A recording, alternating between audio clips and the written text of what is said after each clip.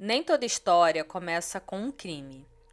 Algumas começam com uma viagem, um sonho, um destino, mas nem todas chegam ao final esperado. Nos últimos meses, duas histórias chamaram a atenção. Um homem encontrado morto no Brasil, longe de casa, e uma mulher brasileira encontrada morta no Canadá. Hoje você vai conhecer essas histórias. Ele saiu do Canadá com um destino em mente, Jerusalém. Mas no meio do caminho, ele desapareceu. Anos depois foi encontrado, sem nome, sem documentos, enterrado como indigente no Brasil. Olá, eu sou Suelen Mota e você está ouvindo Ouvidos do Crime. Essa história não é sobre um crime violento, mas é sobre algo que pode ser ainda mais difícil de ouvir. Então, se você for sensível a temas como abandono, sofrimento e morte, talvez seja melhor ouvir esse episódio com cuidado.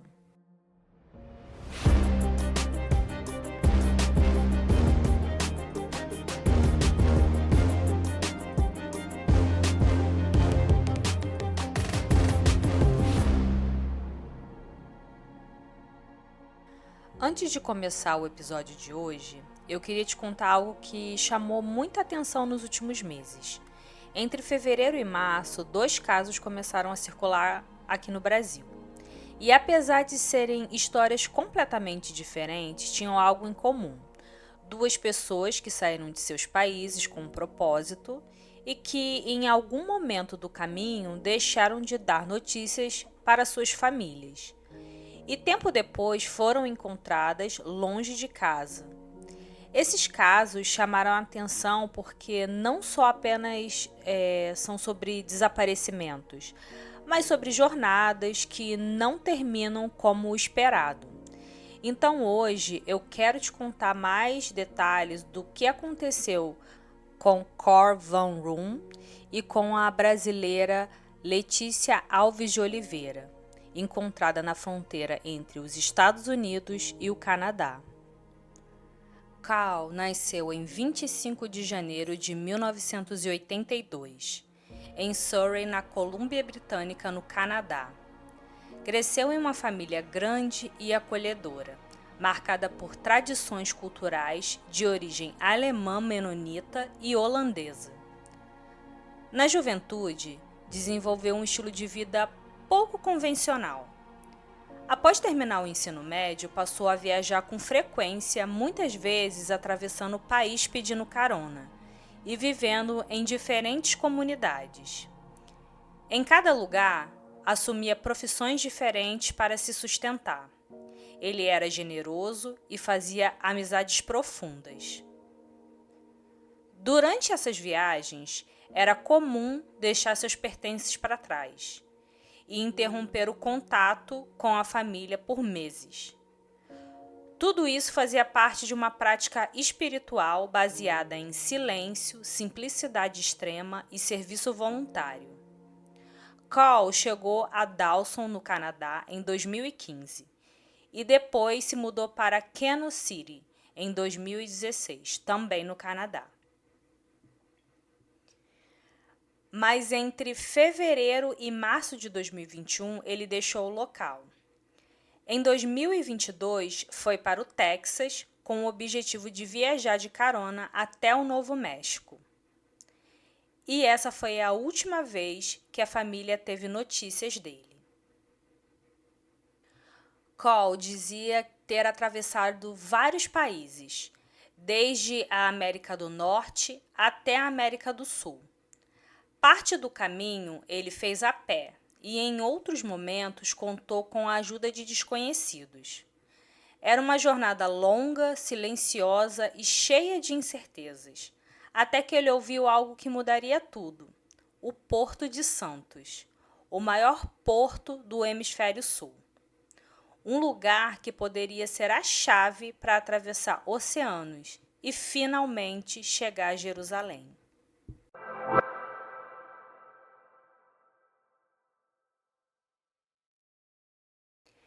E assim, Cole chegou ao Brasil. Já em Santos, ele tinha um objetivo claro: seguir viagem e cruzar o oceano. Mas havia um problema: ele não tinha documentos. E sem identidade, ele não podia seguir viagem. Com o tempo, a jornada de Cal começou a parar. Cal passou a viver nas ruas, era visto perto da catedral e no Canal 3. Algumas pessoas tentavam ajudar, mas ele recusava. Segundo o jornal A Tribuna, alguns comerciantes, assistentes sociais e algumas ONGs tentaram ajudar ele, mas mesmo assim ele não queria ajuda.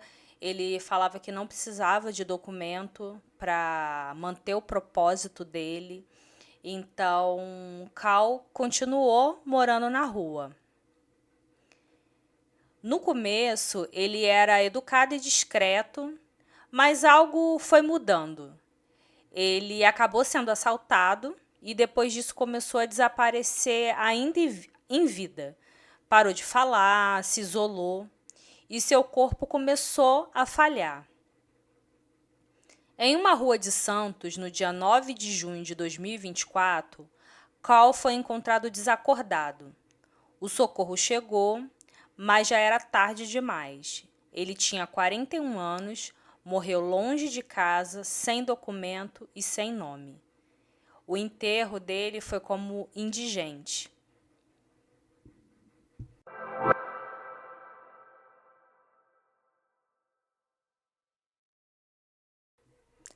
Enquanto a vida de Cal se encerrava no Brasil, no Canadá seus pais ainda procuravam por ele. Já eram 4 anos sem notícias, sem qualquer sinal do paradeiro do filho. Eles atendiam qualquer ligação de qualquer lugar, sempre com a esperança de que fosse Cal. Mas nunca era. Muitas vezes eram apenas ligações de telemarketing, e a frustração só aumentava.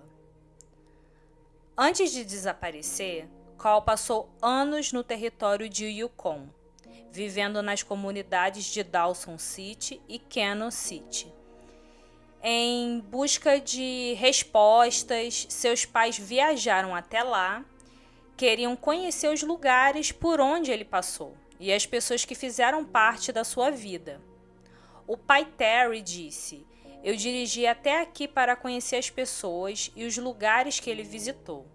E a mãe Heidi completou: "Quero vivenciar a comunidade onde meu filho viveu por anos." E isso, gente, foi uma reportagem que eu encontrei deles dando entrevista sobre o caso, né, do desaparecimento. Eles não tinham ideia do que tinha acontecido com o filho. E em cada lugar que se passavam, encontraram algo em comum. Cal era lembrado, sempre havia alguém com uma história, com uma lembrança, com um carinho por ele. O pai contou: em qualquer lugar que iam, alguém reconhecia o nome de Cal. Pessoas que haviam sido profundamente impactadas por algum tipo de relação com ele. Mesmo assim, nenhuma resposta concreta, nenhuma pista, nenhum sinal de onde ele poderia estar. A família tentou de tudo: entrar em contato com autoridades, com a polícia local, com órgãos dos Estados Unidos e até mesmo com o FBI, mas sempre chegavam ao mesmo ponto: um beco sem saída. Como Cal viajava por conta própria, não havia evidências suficientes para registrá-lo oficialmente como desaparecido.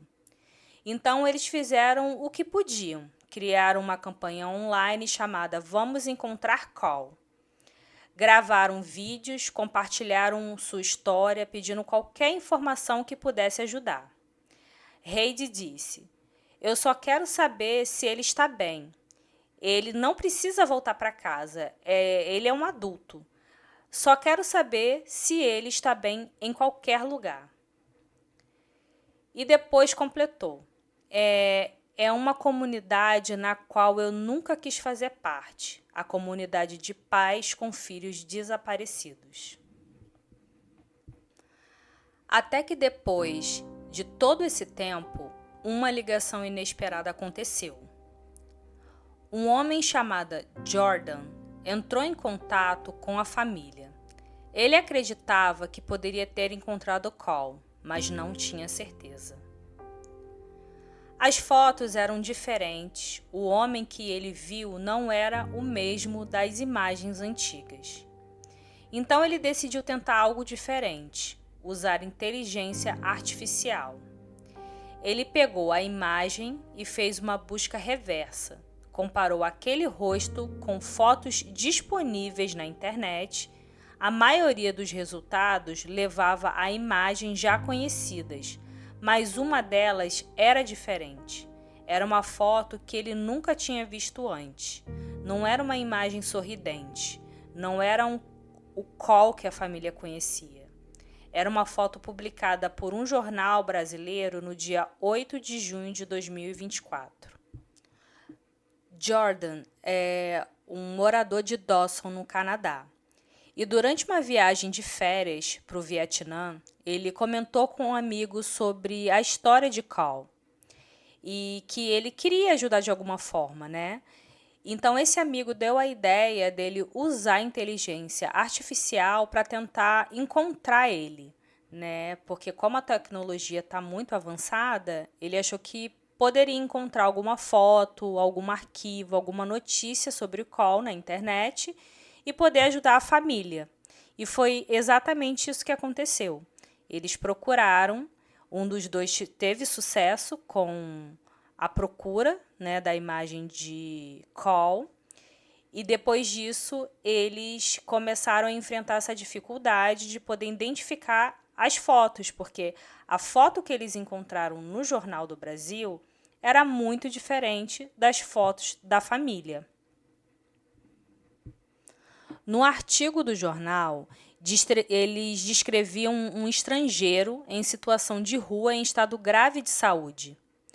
Jordan fez uma nova comparação e dessa vez o resultado levou diretamente a Cole.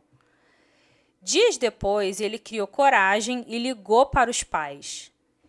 Ele disse que estava nervoso, que foi uma ligação difícil de fazer.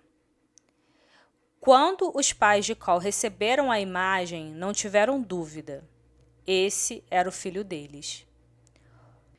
Mas a mãe de Cole não entendeu o porquê do filho estar no Brasil, né? Porque como tinha muito tempo que eles não se falavam, eu acredito, né, a minha opinião, ela pensava que ele ainda pudesse estar nos Estados Unidos, ou algum lugar por ali, né? O mais próximo deles. Mas com essa nova luz, eles desesperados entraram em contato com o jornal, com o consulado canadense e com as autoridades brasileiras. Foi então que eles receberam a notícia que o homem da reportagem já estava morto. A polícia solicitou impressões digitais e dias depois veio a confirmação. Realmente era Cole. O relatório apontava que não havia sinais de violência. A causa da morte foi uma embolia pulmonar. Depois de 4 anos, a família finalmente teve respostas, mas não da forma que esperavam. A busca terminou mais tarde demais. A jornada de Cole, que atravessou países, cruzou fronteiras, terminou em silêncio, em uma rua longe de casa. E talvez ele nunca tenha pensado que isso poderia acontecer com ele. Infelizmente. A história de Cole não é sobre um crime, mas sobre algo que muitas vezes é ainda mais difícil de entender. O que leva alguém a atravessar países, a abrir mão de tudo e seguir sozinho, acreditando que vai encontrar algo maior no caminho. Nós não sabemos ao certo o que Cole estava enfrentando, mas sabemos que ele não era apenas um homem sem nome, ou uma história perdida em outro país. Ele era um filho, uma pessoa que deixou marcas por onde passou e que foi profundamente amado pela sua família. Talvez essa história não seja sobre respostas, mas sobre lembrar que nem todas as jornadas são visíveis e que nem todo sofrimento é fácil de enfrentar e de entender. E que às vezes o maior mistério não é o que aconteceu, mas o que alguém estava sentindo enquanto tudo acontecia. A história de Cole terminou no Brasil, longe de casa, em um país que não era o seu.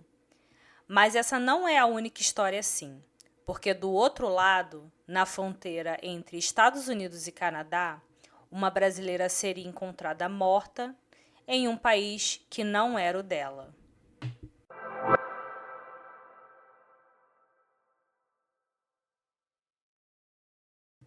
Letícia Alves de Oliveira tinha 36 anos. Era natural de Goiânia, formada em Química pela Universidade Federal de Goiás e possuía mestrado pelo Instituto Tecnológico de Aeronáutica.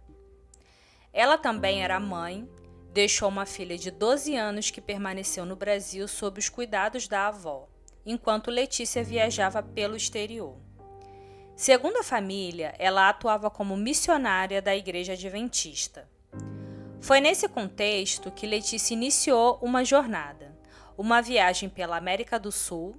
O primeiro destino mencionado foi a Argentina, seguido por uma passagem pela Bolívia. Depois disso, ela seguiu para os Estados Unidos, chegando inicialmente ao estado do Mississippi em junho de 2023. Em dezembro de 2023, a família teve o último contato com Letícia. Depois disso, sem resposta, sem localização, sem qualquer notícia. O desaparecimento foi registrado em Goiânia, pelo Grupo de Investigação de Desaparecidos. E o caso passou a ser tratado com cooperação internacional. Letícia foi incluída na difusão amarela da Interpol, um mecanismo utilizado para localizar pessoas desaparecidas. Durante as buscas, surgiram indícios de que ela poderia estar em Boston, no estado de Massachusetts, possivelmente em um abrigo localizado na Harrison Avenue. O consulado brasileiro foi acionado, mas não conseguiu confirmar a presença dela no local. As dificuldades aumentavam. Não havia registros de voos, nem histórico migratório claro, em nome de Letícia. Até que investigadores encontraram algo estranho. Um registro de detenção nos Estados Unidos com o nome de Letícia Alpes Oliveira, com a mesma data de nascimento. Um possível erro de grafia que acabou se tornando uma pista importante. Segundo os registros, Letícia tentou entrar no Canadá em janeiro de 2024, pela região de Buffalo, em Nova York, mas foi impedida. Depois disso, permaneceu cerca de 3 meses sob custódia de autoridades migratórias nos Estados Unidos e foi liberada em abril de 2024. Com a condição de comparecer a uma audiência de imigração prevista para 2026 em Boston.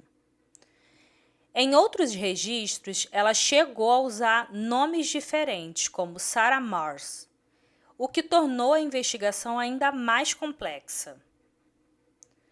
Mesmo após a liberação, não houve novos contatos com a família. As buscas continuaram sem respostas. Meses depois, em uma floresta na província de Quebec, no Canadá, um corpo foi encontrado. A localização ficava próxima à fronteira com os Estados Unidos e o Canadá. Caçadores encontraram o corpo na cidade de Coaticook. Não sei se pronuncia assim. Naquele momento, ainda não havia identificação. O corpo estava vestido com várias camadas de roupa, gorro, casaco de inverno, jeans, meia de lã, botas. Tudo indicava que a pessoa estava bem agasalhada. A autópsia indicou que não havia sinais de violência e a principal hipótese era a morte por hipotermia. exposição prolongada ao extremo frio. A distância geográfica e a diferença de jurisdição entre os países representam um obstáculo considerável na investigação de desaparecimento e na identificação das vítimas. A cooperação entre as polícias de diferentes nações, bem como entre o consulado e embaixadas, é essencial, mas muitas vezes complexa e demorada.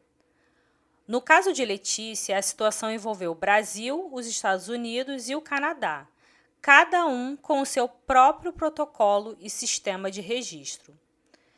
Uma organização independente que ajuda a achar restos humanos e identificar desempenham um papel vital divulgando informações sobre corpos não identificados e ajudando a conectar famílias que buscam por parentes. A proatividade de grupos da sociedade civil muitas vezes preenche as lacunas deixadas pela investigação oficial, oferecendo uma ponte de esperança para aquelas que enfrentam a dor da incerteza. A família de Letícia, por exemplo, teve que recorrer a diversas frentes para manter as buscas ativas.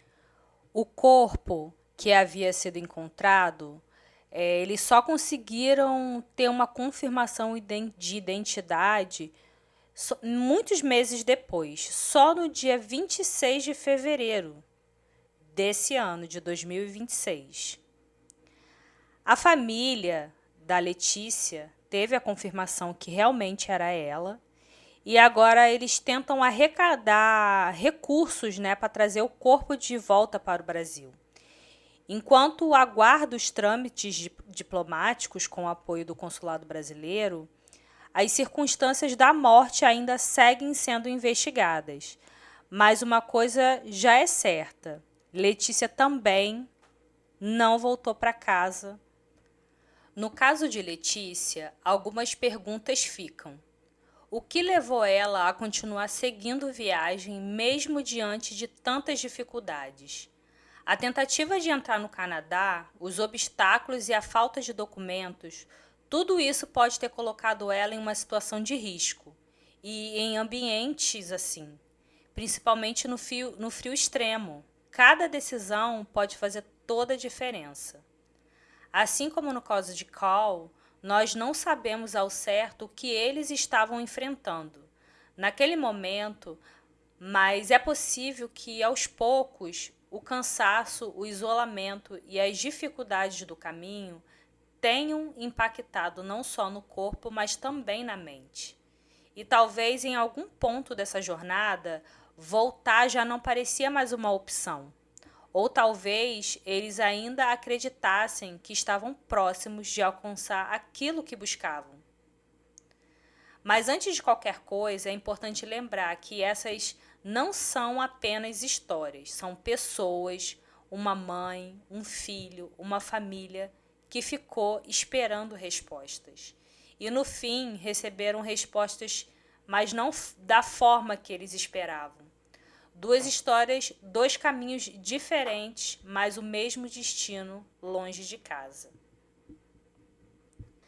Se você chegou até aqui, obrigada por me ouvir. Se esse episódio te marcou de alguma forma, deixe um like. Isso ajuda muito o podcast a chegar em mais pessoas. E se você quiser apoiar ainda mais, compartilhe esse episódio com alguém que também gosta de histórias como essa. E não esquece de seguir o Ouvidos do Crime aqui e também lá no Instagram, no @Ouvidos do Crime. Obrigado por estar aqui e te espero na próxima terça-feira. Até lá!